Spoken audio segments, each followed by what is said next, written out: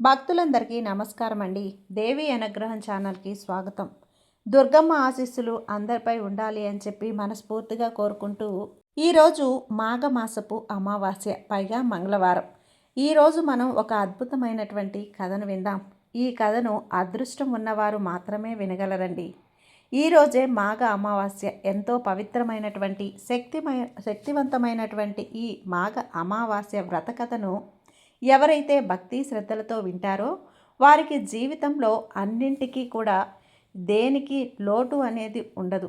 అదృష్టవంతులు మాత్రమే ఈరోజు ఈ కథను వింటారు. మరి ఈరోజు ఏ కథను వింటే మన దరిద్రాలు పోయి అన్నీ శుభాలే కలుగుతాయో ఆ కథను ఇప్పుడు విందాం.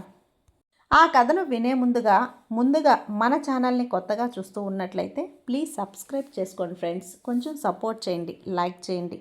ఇక వీడియోలోకి వచ్చేస్తే, పూర్వం ధర్మపురి అనే ఒక చిన్న గ్రామంలో ఒక పేద బ్రాహ్మణుడు నివసించేవాడు. అతను చాలా పేదవాడు. అతనికి సంతానం కూడా లేదు. రోజువారీ పనులు చేసుకుంటూ గడిపేవాడు. కానీ అతనికి ఉన్నది ఒక్కటే, భగవంతుని మీద అపారమైనటువంటి భక్తి. పేదరికంలో ఉన్నా కూడా ఎన్ని కష్టాలు ఉన్నప్పటికీ నిత్యం పూజ పునస్కారాలు తర్పణలు చేస్తూ ఉండేవాడు.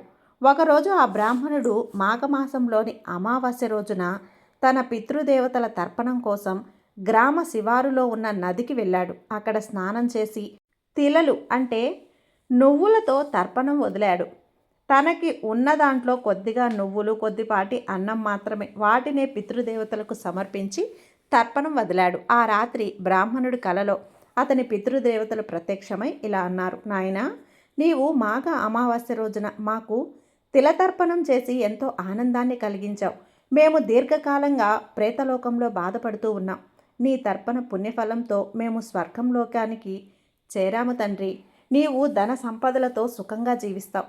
నీ జీవితంలో నీకు సకల ఐశ్వర్యాలు కలుగుతాయి. నీకు అన్నీ సమృద్ధిగా అందుతాయని చెప్పి వాళ్ళు దీవించారు. ఆ బ్రాహ్మణుడు ఆ కలను చూసి ఎంతో ఆనందపడి మరుసటి రోజు అదే విశ్వాసంతో మరలా తర్పణం చేశాడు.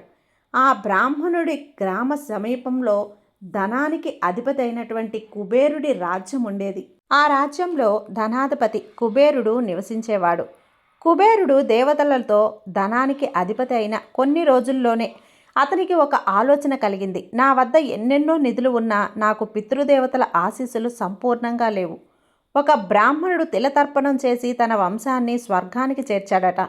నేను కూడా అలాంటి పుణ్యకార్యం చేయాలి అని అనుకొని అప్పుడే కుబేరుడు తన సేవకులను పిలిచి ఆ బ్రాహ్మణుడిని తీసుకుని రమ్మని పంపించారు.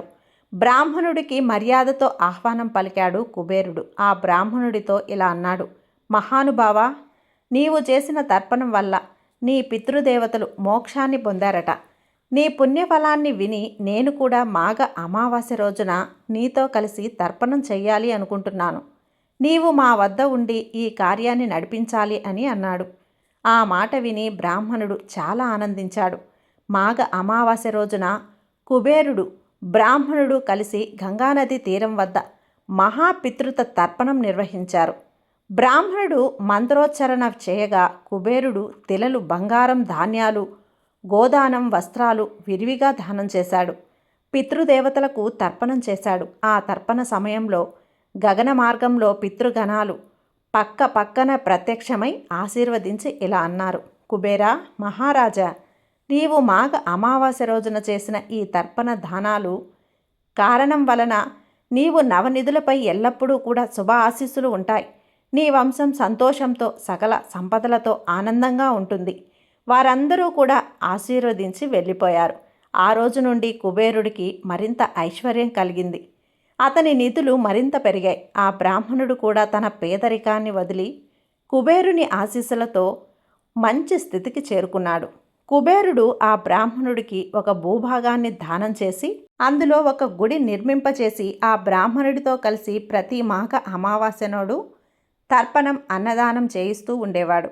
మాఘ అమావాస్య రోజున తర్పణం, తిలదానం చేయటం వల్ల పితృదేవతలకు మోక్షం కలుగుతుంది.